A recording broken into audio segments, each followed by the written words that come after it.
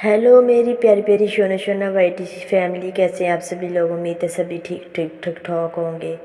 चलिए आज शुरू करते हैं अपना प्यारा सा नावल का नाम है निगाहे यार के सदके। नाज़रीन, ये नावल फेसबुक पे भी अपलोड हो रहा है और यकीन करें इस पे इतने लाइक्स देखकर मेरा भी दिल चाहा कि मैं इसको यूट्यूब पर शेयर करूं। आप लोगों ने इस नावल को भरपूर प्यार देना है और इसको लाइक देने हैं। बहुत अच्छा नावल है ये। आगे जाकर इसकी स्टोरी इतनी कोई इंटरेस्टिंग स्टोरी है, इतनी कोई ज़बरदस्त स्टोरी है। आप लोगों ने इस नावल को ज़्यादा से ज़्यादा लाइक करना है। चलिए शुरू करते हैं आज का अपना नया नावल। दोपहर में ही वो हॉस्टल से हवेली पहुंची थी और लंबी तान कर सो गई थी। शाम में इसकी आंख अजीब से शोर से खुली। उसे समझ नहीं आया कि किस चीज़ का शोर है। इसने चप्पल पाँव में उड़से और उठ खड़ी हुई। आंखों को मलती हुई वो बिना मुँह धोए दरवाजे तक आई और हल्का सा दरवाज़ा खोला, देखने के लिए कि आखिर शोर किस चीज़ का है। सुनो नूरी, कोई मेहमान आ रहा है क्या? हवेली की मुलाजमा सामने से गुजरी तो इसने आवाज़ देकर पूछा। सफाई सुथराई से यही लग रहा था कि कोई मेहमान आ रहा है, इसलिए उसे तजस्सुस हुआ कि कौन आ रहा है। अरे आपको नहीं पता शहरियार साहिब आ रहे हैं, तभी तो इतनी रौनक लगी हुई है हवेली में। मैं तो बड़ी खुश हूँ, 6 साल बाद शहरियार साहिब को देखूंगी। नूरी के अल्फाजों ने तो इसकी जैसे रूह कब्ज़ कर ली थी। नूरी पुरजोश अंदाज में कहती हुई आगे बढ़ गई। इसके हाथ में डस्टर था और वो कोनों कुदरों की मिट्टी साफ कर रही थी। अंजाल ने आराम से दरवाज़ा बंद किया। वो बिल्कुल हवास बाख्ता हो गई थी शहरियार के आने का सुनकर। आराम से चलती हुई वो वॉशरूम तक आई और मुंह पर पानी के छींटे मारने लगी।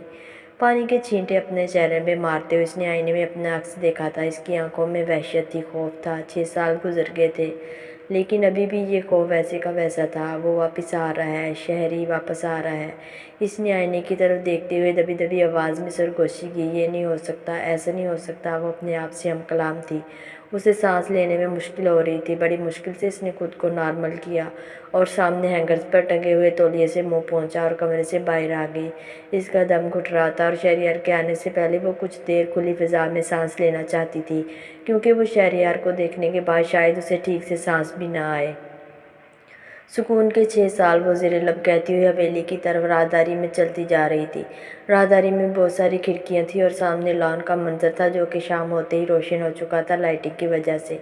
वो अब बड़ा हो चुका होगा, मैच्योर हो चुका होगा, क्या पता सुधर गया हो, क्या पता वो इसके लड़कपन की लर्जिशें हों।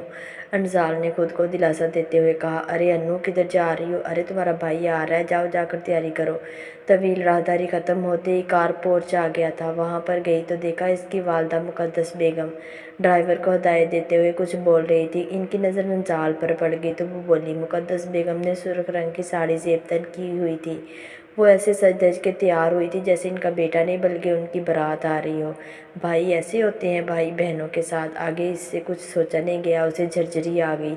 इसने ये बातें दिल में कही थी, किसी और के सामने कहने की तो उसमें हिम्मत ही नहीं हुई थी कभी भी। वो लॉन में आ गई मुक़द्दस बेगम की बात को नज़रअंदाज करते हुए। हवेली को दुल्हन की तरह सजाया गया था। आज से 10 साल पहले वो इस हवेली में आई थी। इन 10 सालों में कभी भी इसने हवेली को इस तरह से सजा हुआ नहीं देखा था। चमक दमक वाला मंजर बाहर से तो बहुत खूबसूरत लग रहा था, लेकिन अंजाल के अंदर की दुनिया को जैसे सांप सूंघ गया था।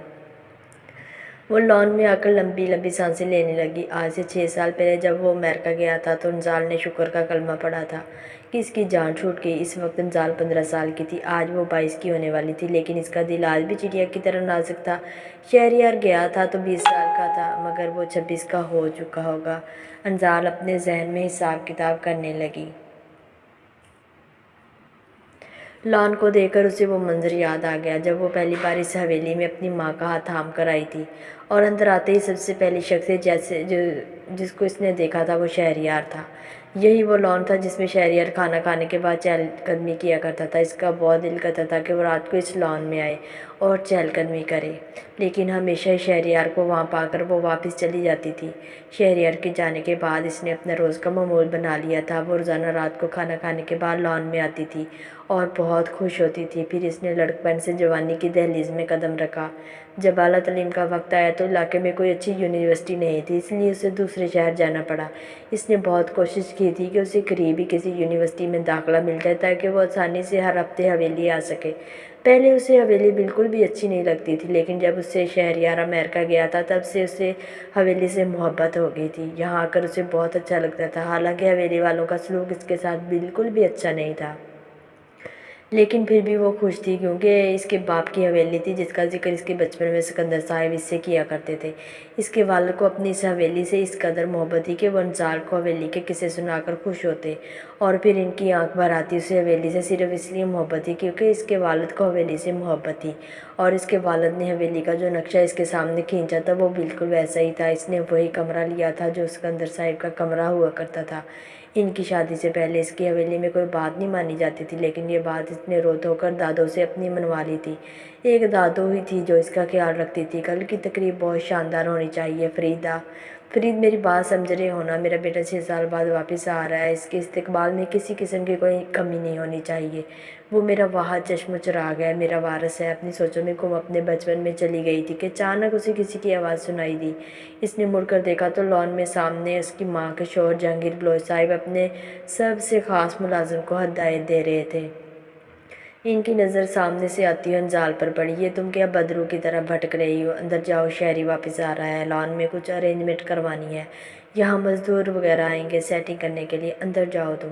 हमेशा की तरह जहांगीर साहिब ने हकारत आमेज़ लहजे में उसे मुखातिब किया था। वो शर्मिंदा सी हो गई और अंदर की जानिब जाने लगी। मुझे लगा था कि वो कभी वापस नहीं आएगा, वहीं पर मर जाएगा, लेकिन वो आ रहा है, मेरी रूह कब्ज़ करने वो आ रहा है। वो अपने आप से बोले जा रही थी। इसकी आदत थी, कोई इसकी हवेली में सुनता नहीं था, इसलिए वो अपने आप से ही बातें करती थी। वो अंदर आ गई बड़े से टीवी लाउंज में। मुक़द्दस, तुमने माँ होने का फ़र्ज़ अदा किया है। तुम्हें देखकर लगता ही नहीं कि शहरयार की सुतीली माँ हो। मुझे तुम पर फ़ख्र है। इसकी दादी जन्नत बेगम इसकी माँ से बोल रही थी। वो दोनों ख़वातीन सोफ़े पर बैठी हुई महवी गुफ्तगू थी। मेरी माँ तो कभी नहीं बन सकी। अंजाल को इनकी बातों से उलझन होने लगी। वो वापस कमरे में आ गई और खुद को बंद कर दिया।